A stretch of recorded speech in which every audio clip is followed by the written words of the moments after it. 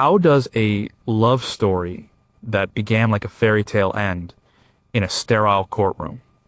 What happens when the man who has everything realizes he is about to lose the one person who knew him before the world did? Can a song, recorded in the middle of the night, truly capture the sound of a heartbreaking? The story of Elvis and Priscilla Presley's divorce is a tragedy, and one of its most poignant documents is a song he recorded as his world was falling apart. It's called Separate Ways. Number 19, Was It All Just a Sad, Sad Story? Elvis Presley filed for divorce on his 38th birthday, January 8, 1973. The final court proceedings took place on October 9th, 1973, which would have been John Lennon's 33rd birthday. After leaving the Santa Monica courthouse, Elvis, in a moment of pure emotion, sang Dolly Parton's I Will Always Love You to Priscilla on the steps. The lines are stark. They are simple. It's a sad, sad story when a love like ours is gone. There is no poetry here. There is no elaborate metaphor.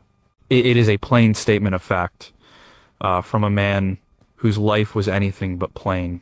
The love was gone, and it was sad. Elvis built his life on a foundation of myth. He was the boy from Tupelo who became a king. He was the truck driver who changed the world. He lived in a house called Graceland. Everything about him was larger than life, but divorce is a great equalizer. It makes kings and truck drivers the same. It strips away the myth and leaves only the raw, human pain. When Elvis sang this line, he was not performing, he was confessing. He and Priscilla had a love that was unique. It was forged in Germany when she was a teenager, and he was the most famous soldier in the world. It survived years of separation. It survived the pressures of his unparalleled fame. It was a love that the whole world watched.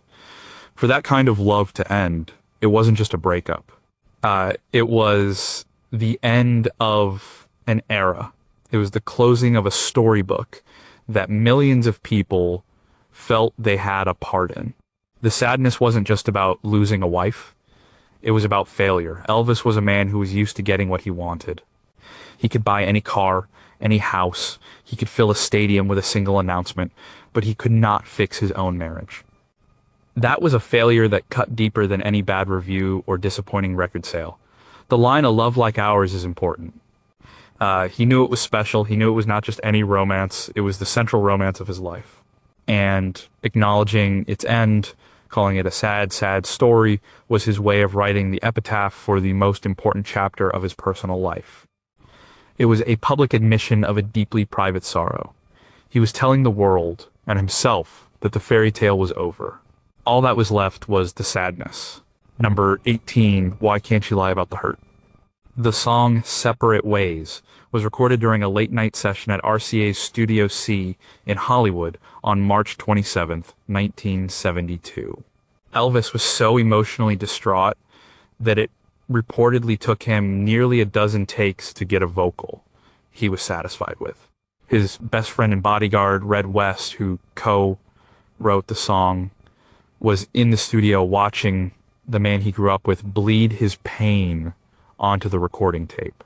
And it's gonna hurt me, I can't lie. This is one of the most vulnerable lines Elvis ever sang. His public image was one of cool control.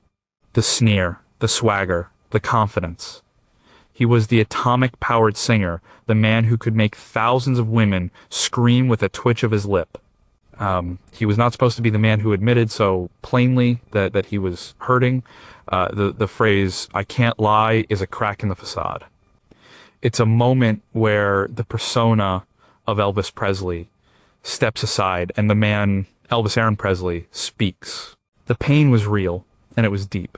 Priscilla had left him months before, in February 1972. She had fallen in love with another man, a karate instructor named Mike Stone. For Elvis, this was a profound betrayal. He had his own infidelities, many of them, but in his worldview, that was different. He was the star. He was the one who was supposed to have the freedom. For Priscilla to be the one to leave, and for another man, was a blow to his pride and his heart. The hurt was not just emotional, it was a physical and psychological wound. Friends saw the change in him. He became more reclusive. His reliance on prescription medication increased. The hurt was a constant companion. So when he sang, "It's Gonna Hurt Me," he wasn't predicting a future pain. He was describing a present reality. The recording studio became his confessional. The microphone became his priest. He laid his pain bare. He couldn't lie about it because the hurt was too big to hide. It was in his voice, in his posture, in the weariness of his eyes. The song was not an act. It was a documentary of his suffering. Number 17, what does it mean to be forced to cry? Elvis Presley cried openly when Priscilla told him their marriage was over. He held her, and they both wept for the life they were losing. Later, his anger would surface, but the initial reaction was one of pure, unadulterated grief. He had lost the anchor of his life. The next line in the song is a continuation of his confession. And it's gonna make me cry. It's a simple, almost childlike admission. It follows the hurt. First comes the pain, then come the tears. For a man of Elvis's generation and cultural standing, especially in the American South, admitting you were going to cry was not a small thing. Men were supposed to be strong, they were supposed to be stoic. Crying was a sign of weakness. But here, Elvis discards that cultural programming. He tells the truth. The divorce process was a series of small, painful moments that would undoubtedly make him cry. Seeing his daughter, Lisa Marie, and having to leave her, sleeping alone in the massive bed at Graceland, hearing a song on the radio that reminded him of Priscilla. These were the moments that would break him. The line is not, I might cry. It's gonna make me cry. It's an inevitability. He knows the tears are coming. He knows he is powerless to stop them. This admission connects back to the raw emotion of the recording session. The people in that studio with him weren't just musicians and engineers. They were members of his inner circle, the Memphis Mafia. They had seen him at his best and at his worst. For him to sing this line in front of them was to share his deepest vulnerability with his chosen family. He was letting them know that the king was not immune to sorrow. The tears were not just for the loss of Priscilla. They were for the loss of the dream, the loss of the family unit he had always craved, something he felt he had lost when his own mother, Gladys, died. The crying was for a pain that was much older and deeper than just one failed marriage. Number 16 is Happiness Only for a Little While. Elvis met Linda Thompson in July 1972, just a few months after Priscilla left him, and the Separate Ways recording session. He was lonely and seeking comfort. Their relationship would last for over 4 years, one of the most significant of his life, but it began in the shadow of his divorce. The lines, maybe we'll be happy, for just a little while, are filled with a sense of weary resignation. It's a hope, but it's a fragile one. He's not singing about a grand, forever kind of love anymore. The dream of eternal happiness with one person has been shattered. Now, he's just hoping for a temporary reprieve from the pain. A little while of happiness seems to be the most he can ask for. This reflects a profound shift in his outlook on life and love. The optimism of his early songs, the belief in love me tender and can't help falling in love is gone. It has been replaced by a grim realism. He is acknowledging that the future is uncertain. He might find someone else. Priscilla will find someone else, and maybe for a short period, things will be okay, but the promise of permanence is gone. This feeling permeated his life after Priscilla. He moved from one relationship to the next. He sought out the comfort of new people, but there was always a sense of transience. The happiness was fleeting. It was found on stage for 2 hours under the bright lights, or in a new romance for a few months. But the deep foundational happiness he thought he had with his family was gone, and he seemed to believe it was gone for good. The song captures this perfectly. It is not a song of hope for a bright future. It is a song of hoping for a brief respite from a dark present. It's the sound of a man lowering his expectations, just trying to get through the next day, the next week, hoping for a little while of peace. Number 15, Why Should Love Die with a Smile? The public image of the Presley divorce was carefully managed. On the day it was finalized, Elvis and Priscilla famously walked out of the courthouse holding hands. They even shared a kiss for the cameras. They were determined to show the world that they were ending their marriage with dignity and respect. Help me, darling. Let our love die with a smile. This is a plea. It's one of the most active lines in the song. He is asking for help from the very person he is separating from. He is asking Priscilla to conspire with him in giving their love a dignified end. The smile is for the public, for their daughter, and for themselves. It's an attempt to salvage something noble from the wreckage. The reality was far more complicated than a smile. Elvis had moments of extreme anger. He talked about hiring a hitman to take care of Mike Stone, a dark fantasy born of rage and humiliation that his friends had to talk him out of. There were arguments over the settlement. The pain was messy and ugly, but the goal, as expressed in the song, was to rise above that, to present a united front. The line is a recognition that the way a relationship ends matters. He didn't want it to dissolve into bitter recriminations. For all their problems, a deep bond of love and history remained between them. He was still darling to him. He was begging her to help him end it well, to not let the anger and hurt be the final chapter of their story. The smile was a mask, but it was a necessary one. It was a final act of love, a mutual agreement to protect each other and their daughter from the worst of the fallout. It was a conscious choice to remember the good, even as they were formally ending it all. It was a plea for a graceful exit from the life they had built together. Number 14. What does it mean to carry on? In the years following the divorce, Elvis threw himself into his work with a renewed ferocity. He toured relentlessly, playing sold-out shows across the country. His 1973 Aloha from Hawaii concert was a global satellite broadcast, a massive undertaking that showcased his enduring star power. He was trying to carry on. But there's no use in living in the past when it's time to carry on. This line is a piece of self-talk. It's Elvis trying to convince himself to move forward. He is acknowledging the temptation to wallow in what was, to live in the memories of Graceland when it was a family home. But he knows that is a dead end. The only way through the pain is to keep moving. For Elvis, carrying on meant getting back on stage. The stage was his sanctuary. It was the one place where he felt completely in control, where the adoration of the crowd could temporarily fill the emptiness he felt inside.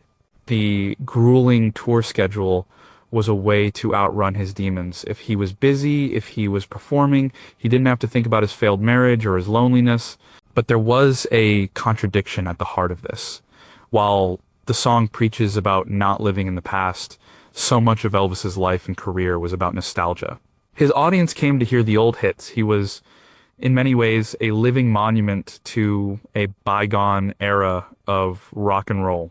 He was trapped by his own past, even as he was trying to escape his personal history. The line is an expression of a desire, not necessarily a reality. He knew he should carry on, that he shouldn't live in the past. But doing it was another matter entirely. The song captures the internal struggle, the rational mind telling him to move on, and the broken heart pulling him back. Number 13.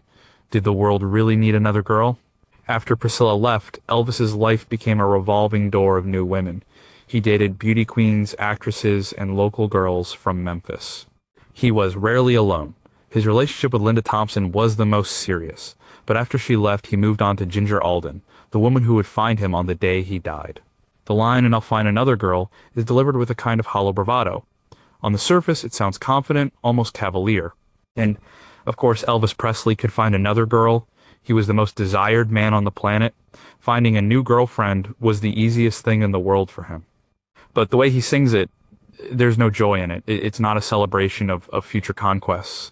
It sounds like an obligation, a sad, necessary step in the process of moving on. This line is the mirror image of "you'll find another man." He is predicting the future for both of them. But while he imagines Priscilla finding a new, stable love, his own future seems less certain. Another girl sounds generic and temporary. It doesn't have the weight of another love or another wife. It suggests a replacement, a placeholder to fill the void. This reflects the reality of his post-divorce life. He surrounded himself with people, but he remained deeply lonely. The new women were companions, but none of them could replace what he had lost with Priscilla.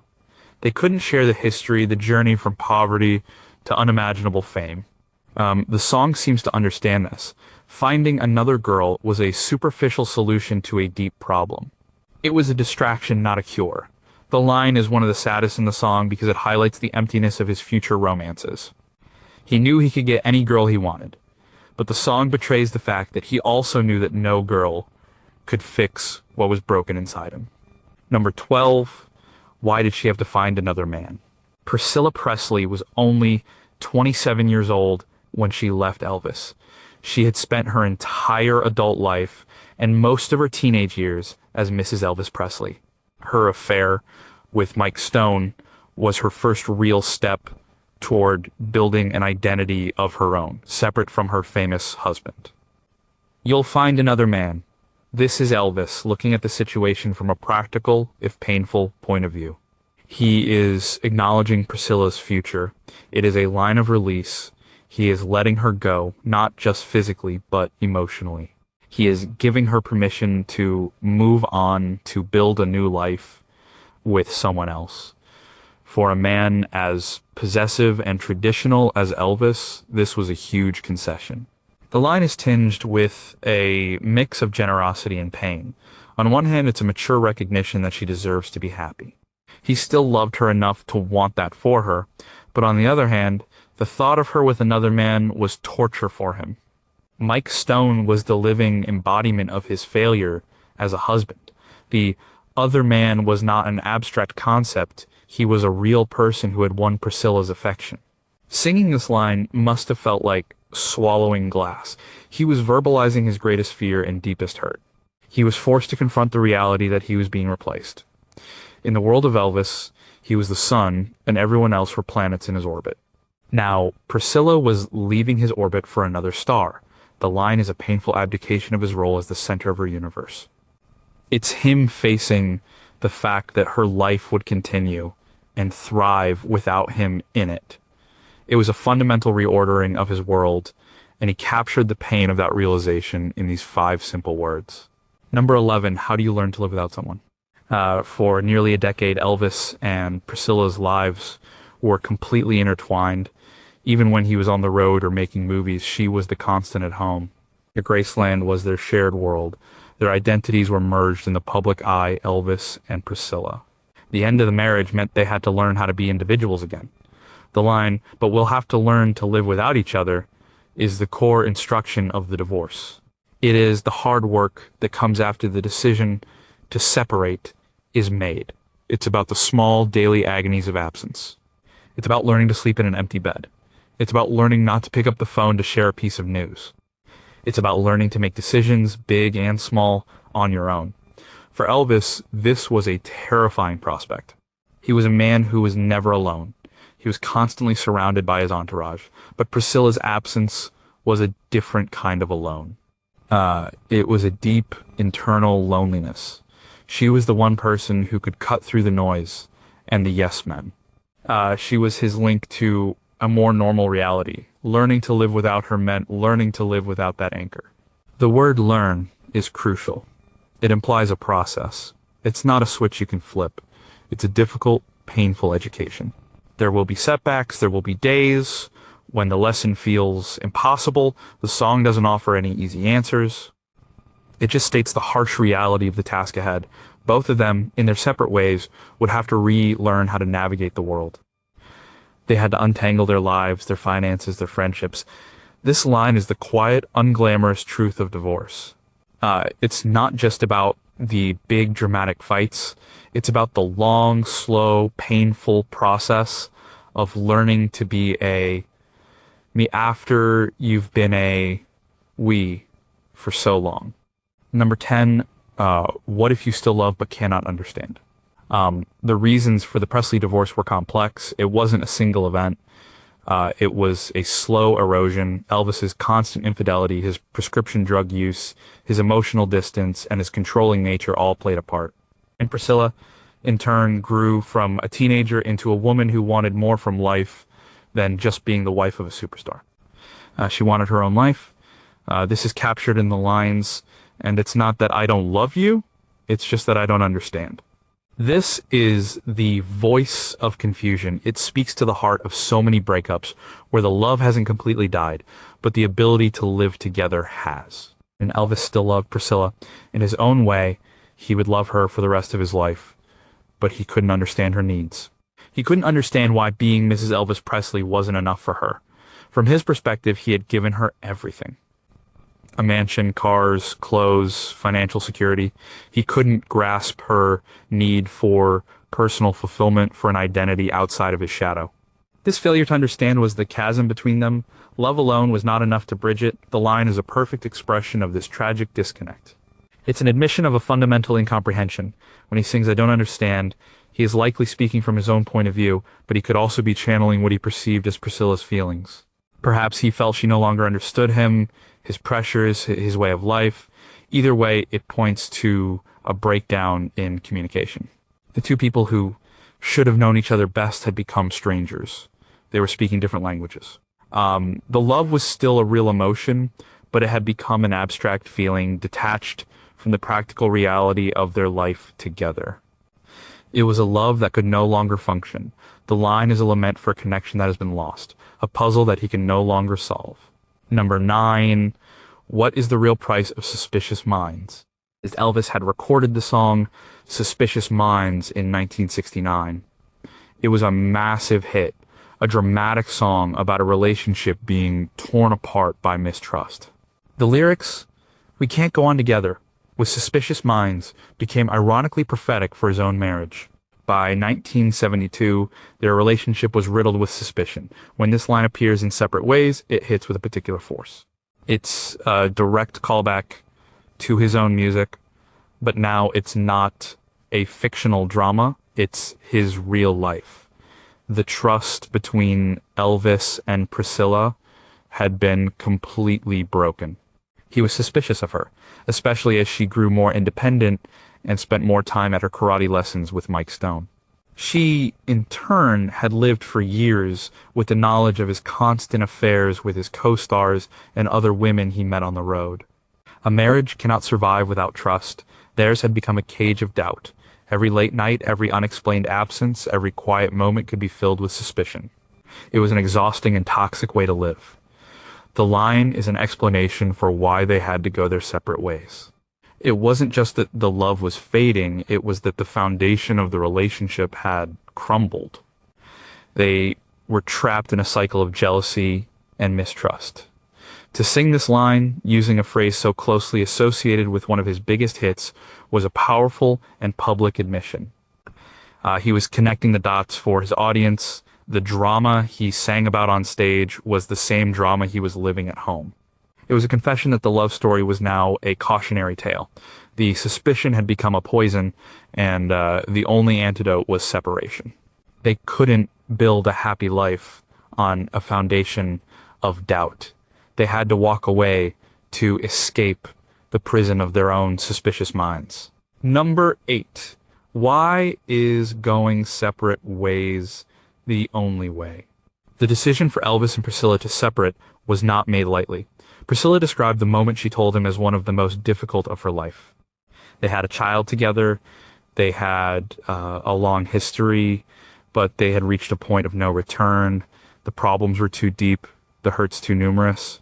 The title line of the song, "So We'll Go Our Separate Ways," is the conclusion. It is the final sad judgment on the state of their marriage. It is a statement of action. All the pain, the confusion, the lack of understanding, the suspicion, it all leads to this one inevitable outcome: separation. The "so" at the beginning of the line is important. It signifies that this is a result, a consequence of everything that has come before. There is a sense of finality in the line. It's not maybe we should go our separate ways, or let's think about going our separate ways. It is a definitive statement. We will. The decision has been made. The path has been chosen. Now all that's left is the difficult task of walking it. The phrase "separate ways" itself is a gentle euphemism for the harsh reality of divorce. It sounds softer, less confrontational. But the meaning is the same. Their lives, once on a single path, are now diverging. They will have separate houses, separate friends, separate futures. For Elvis, a man who liked to be in control of his own destiny, this was a path he was being forced onto. Priscilla initiated the separation. He was reacting to it. So when he sings this line, there is a deep layer of sorrow and resignation. He is accepting a future he did not choose and does not want. It is the sound of surrender. He is letting go, not because he wants to, but because he has to. There are no other options left. Number 7, how can you not go on together? The very first line of the song sets the stage for everything that follows. It is the thesis statement for the entire emotional journey. It is blunt, direct, and heartbreaking. The fairy tale is officially over. We can't go on together. It is an impossible statement for a couple that the world saw as inseparable, Elvis and Priscilla. The names were linked, like Romeo and Juliet or Antony and Cleopatra. They were a brand, an institution. To say they can't go on was to say that the institution was bankrupt, that the brand was broken. It was a public declaration of a private failure. The word can't is a word of absolute inability. It's not won't or shouldn't. It suggests that they have tried, they have pushed and pulled and fought to keep it together, but they have reached a physical and emotional limit. The machinery of the marriage has broken down, and it cannot be repaired. There is no more road left for them to travel as a couple. This line removes all ambiguity. It erases any hope of reconciliation. This was the truth Elvis was facing in that recording studio in March 1972. Priscilla had already left. She had already demonstrated that they could not, in fact, go on together. He was singing about a reality that had already come to pass. The song is a reflection, a post-mortem on the marriage. He is trying to make sense of this new, unwelcome reality. The line is heavy with the weight of that failure. It is the sound of a door slamming shut on the past. The life they had known was over, and this line is the simple, devastating announcement. Number 6, who was the little girl?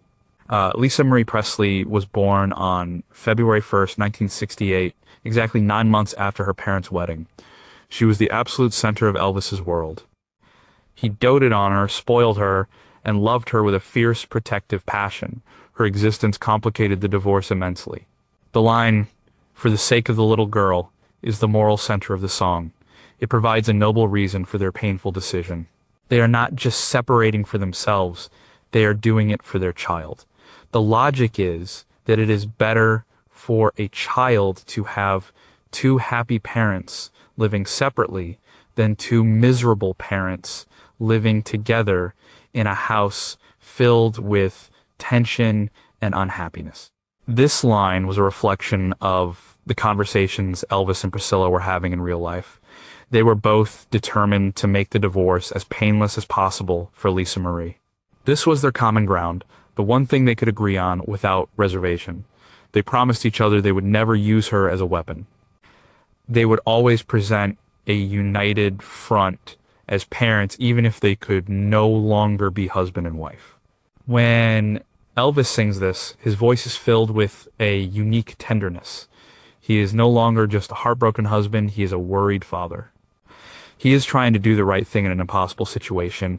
The little girl was not just a lyric, she was a real child who would have to grow up between 2 homes. The line elevates the song from a simple breakup ballad to a more mature and complex story about a family being redefined. It adds a layer of responsibility and sacrifice to the narrative. They are enduring this pain, this public separation, to give their daughter a chance at a peaceful childhood. It was their final, and perhaps most important, act of collaboration as a couple. Number 5, how do you smile through the end? The idea of a good divorce is a modern concept, but Elvis and Priscilla were attempting to have one long before the term was popular. They were conscious of their public image and, more importantly, the impact on their daughter. They made a pact to remain friends. The line, "Let our love die with a smile," is a continuation of the plea for a dignified ending. It's a deeply poignant and almost paradoxical request. How can something as painful as the death of a love be accompanied by a smile? The smile is not one of happiness. It is a smile of grace, of mutual respect, of a shared history that cannot be erased by the divorce papers. It is a smile for the cameras, for Lisa Marie, and for the memory of the good times. This line directly foreshadows the famous image of them leaving the courthouse. They were, in that moment, living the lyric. They were letting their legal union die, but they were doing it with a smile, a hug, and a show of affection. It's not performance in a way, but it was a performance in a way, but it was a performance rooted. For Elvis, a man whose emotions could swing wildly from deep love to intense anger, this was a call to his better self. He is asking Priscilla and himself to rise above the bitterness. He wants to remember their love fondly, not as something that ended in a torrent of anger and tears. The smile is a symbol of that peace they hoped to find. It was a way of honoring what they once had, even as they were letting it go. It was a request for a gentle end to a powerful love story. Number 4, why does time demand you carry on? Elvis Presley was a man somewhat frozen in time. He became famous in the 1950s, and that era's style and music would define him for the rest of his life. But time, of course, moves on. By 1972, the world had changed, music had changed, and his own life was being forced into a new, unwelcome chapter. The line, "When it's time to carry on," speaks to this inexorable march of time. It is a recognition that life does not stop for a broken heart. The world keeps spinning. Obligations remain. Shows must be performed. A child must be raised. There is no option to simply stop and grieve forever. Time itself is forcing him to move forward. This line has a sense of external pressure. It's not just an internal decision to move on. It's a necessity imposed by the calendar. The past is gone, and the future, whether he wants it or not, is coming. He has to carry on because that is what adults do. It is what fathers do. It is what providers do. It is what a performer with a tour schedule does. There is a weariness in this line. Carrying on is not presented as an exciting new adventure, but as a duty, a burden. It is the hard work of putting one foot in front of the other when all you want to do is lie down. For Elvis, this meant pouring his energy into his career. The stage became his reason to carry on. The applause became his fuel. The song captures this moment of transition where he is steeling himself for the effort required to face a future without the woman who had been by his side for so long. It is a quiet, stoic acceptance of a difficult reality. Number 3, where do separate ways lead? The years after the divorce saw Elvis and Priscilla's lives diverge dramatically. Elvis continued his relentless schedule of touring and Las Vegas residencies, his health slowly declining under the strain and the weight of his prescription drug abuse. Priscilla, on the other hand, began to flourish. She opened a successful boutique, started acting, and became a savvy businesswoman who would eventually be responsible for turning Graceland into a major tourist attraction, securing her daughter's inheritance. The phrase "separate ways" turned out to be more than just a song title. It was a prophecy. Their paths could not have been more different. Elvis's path led him deeper into the gilded cage of his fame, a world of increasing isolation that ended in his premature death in 1977. Priscilla's path led her out into the world toward independence and self-discovery. The song, in its simple, sad way, predicted this divergence. It understood that once the cord was cut, they would drift in opposite directions. He would try to recreate the past to find comfort in the familiar patterns of his life. She would seek to build a future that was entirely her own. The separate ways were not just separate homes, they were separate philosophies, separate journeys of the self. Listening to the song with the knowledge of what was to come makes it even more poignant. The separate ways were not equal. One way led to a tragic end, the other to a new beginning. The song is a snapshot of the moment that journey began, the fork in the road, where the king and his queen parted company for the last time, one heading toward the sunset of his life, the other toward the dawn of hers. Number 2, was it really for the sake of the little girl? Lisa Marie Presley grew up in the shadow of her parents' fame and their divorce. She split her time between the chaotic, nocturnal world of Graceland and the more stable, conventional life of her mother's home in California. The divorce undertaken for her sake would define the rest of her life.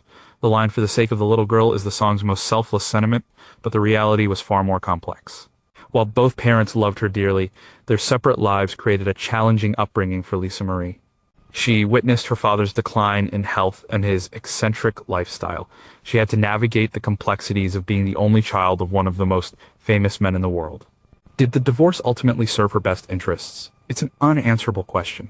A childhood in a home filled with the tension of a failing marriage would have been damaging. But the split created its own set of challenges. The song presents the decision in clean, simple terms: we are doing this for her. But real life is never that clean. The decision was also for them. It was for Priscilla's sanity and independence. It was a consequence of Elvis's actions. The child became the noble reason, the acceptable public justification for a decision that was born of adult failure.